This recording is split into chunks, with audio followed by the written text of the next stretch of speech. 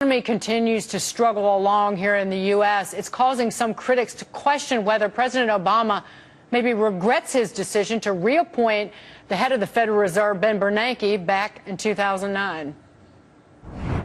I want to congratulate Ben on the work that he's done so far.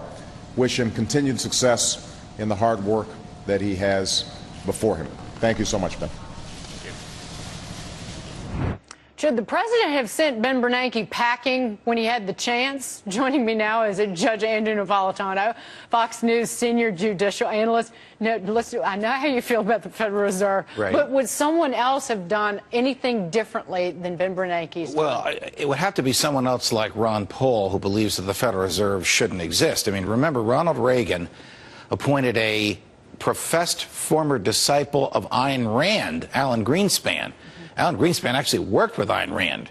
Ayn Rand, of course, is the supreme defender in the 20th century of unbridled capitalism. She argued that only pure capitalism with no government interference whatsoever is a moral way to acquire and eventually to distribute wealth. Alan Greenspan at one point accepted that view, did more printing of cash, more inflation ultimately than any other chair of the Federal Reserve in history. Ben Bernanke has followed that trend. Something about government, Dagan, draws to it people that want to use its engines, expand its size and scope, regulate the behavior of the people it can, because the people that get into government think they know what's better for us than we know for ourselves. They're more interested in results than they are in freedom.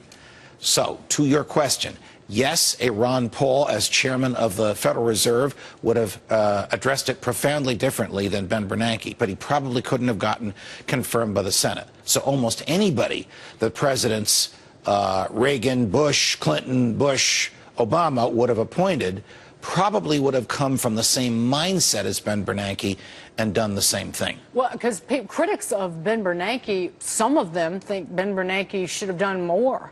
And there should have been more bond buying. Why is the responsibility falls on him for having unemployment that's greater than 8%, when in fact they've given the federal government the biggest free pass on the planet by buying last year 3/4 of the new debt issued by our government. Well, that's the thing. I mean, Mitt Romney last week criticized President Obama for borrowing $1 trillion in just a year.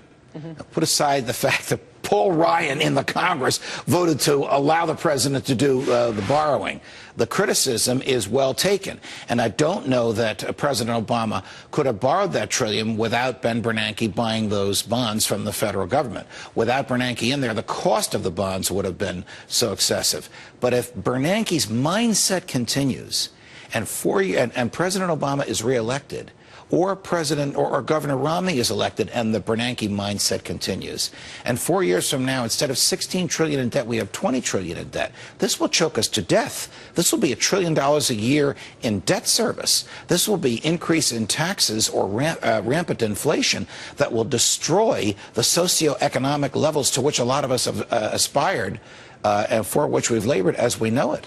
So having Ben Bernanke there as a tool of last resort is not a comfort, it's a disaster. It allows the government to do whatever it wants with this free cash and push the burden onto future generations. Happy Monday. Love being with you, kiddo. I love being with you. It makes so much sense. Judge Andrew Napolitano. Great to see you as always.